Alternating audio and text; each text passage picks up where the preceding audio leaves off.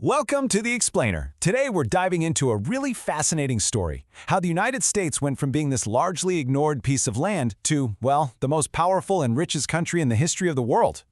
You know, when you look at the world today, America's spot at the top almost feels like a given, like it was always meant to be. But the truth is, its rise was anything but a sure thing. In fact, it's kind of crazy to think about, but for over 100 years after Europeans first showed up, North America was basically seen as a giant inconvenience. It was just this big landmass you had to sail around to get to the good stuff, the spices of Asia and the goldfield lands to the south. So why was everyone looking south? Well, when Columbus landed in the Caribbean, he didn't find the spices he was after, but he found something even better as far as Spain was concerned, gold. And that one discovery, that changed everything. It completely shifted Europe's focus and its treasure fleets to the south, where the Spanish Empire would build its incredible wealth. In this timeline, wow, it really puts into perspective just how long North America was ignored. Look at that gap. A Spanish crew came north in 1539, looked around, found no gold, and basically called the whole area useless lands. And it took England all the way until 1607, that's more than a century after Columbus, just to get one permanent town, Jamestown, up and running. But once that first foothold was there, the floodgates opened. Settlers started pouring in, and before you knew it, the East Coast was just covered in British colonies. At the same time, the French were making their own claim to the huge interior of the continent. And with two giant empires spreading out on the same land, well, you know a big collision is coming. And this right here is the heart of the problem. It really came down to two totally different game plans. The French were mostly focused on the fur trade, so their population stayed pretty small, only about 60,000 people. The British, on the other hand, were all about farming and bringing in tons of settlers. The result? Their colonies exploded to over 1 million people. This wasn't just going to be a war between armies, it was a war of numbers. So, with that kind of population advantage, it's no surprise the British eventually won, and they got a ton of new land out of it. Canada, everything east of the Mississippi River. But here's the catch. That victory cost a fortune. It left the British government with a massive, crippling mountain of debt. So what do you do when you have a massive war debt? Well, if you're Great Britain, the answer seems pretty obvious. You turn to the colonies you just spent all that money defending and say, all right, time to pay your share. So they started rolling out a whole bunch of new taxes, which they thought was only fair. Yeah, the colonists, they saw things a little differently. Those new taxes led to protests, which led to a rebellion and finally a revolution.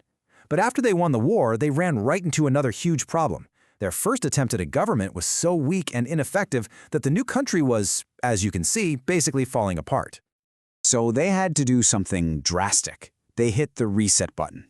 The Founding Fathers got together, threw out the old system, and created a brand new constitution. This thing was revolutionary. It set up a strong central government that could actually hold the 13 states together, with George Washington as the first person to lead it. Okay, so while America is trying to figure itself out, a new character enters the story over in Europe, Napoleon Bonaparte. He's busy trying to conquer everything in sight, and his wars are costing him a ton of money. He needed cash, and he needed it yesterday.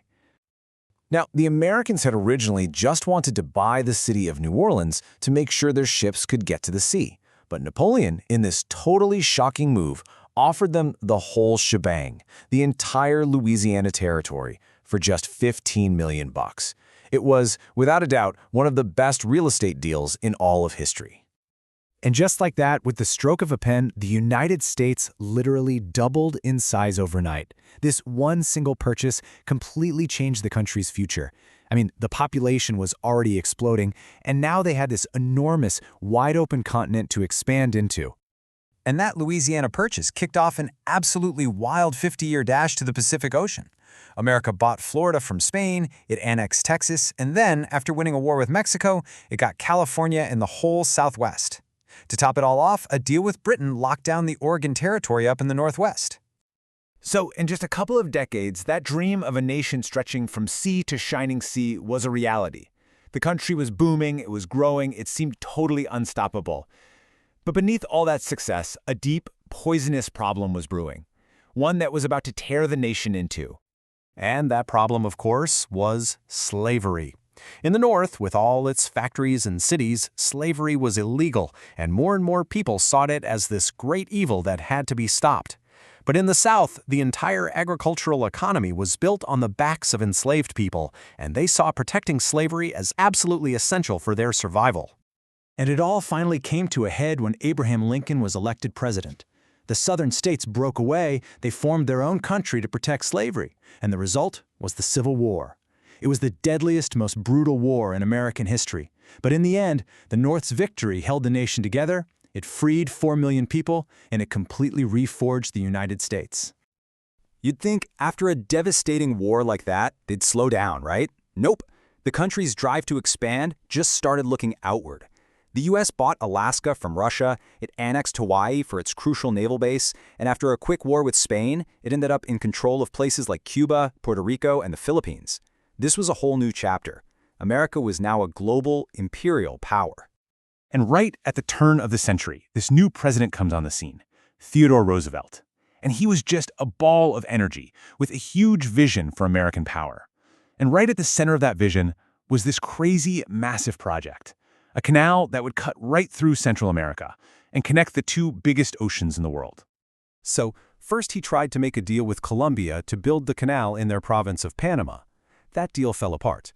But Roosevelt, he wasn't the type to take no for an answer. So instead, the United States backed a revolution for Panamanian independence. And guess what? The brand new country of Panama was more than happy to give America the rights to build its canal. That Panama Canal, finished in 1914, was an engineering marvel. It meant America's new powerful navy, now the second largest in the world, could zip between the Atlantic and Pacific Oceans. So, right on the eve of World War I, that once ignored, scrappy collection of colonies had become a true global power, ready to step onto the world stage. And this whole incredible, unexpected climb to the top left the United States with a fundamental question. One that, honestly, it's been wrestling with ever since. Should it stay out of the world's problems and just mind its own business? Or does it have to get involved all over the globe to protect its own interests? That's the dilemma that was born from this incredible journey.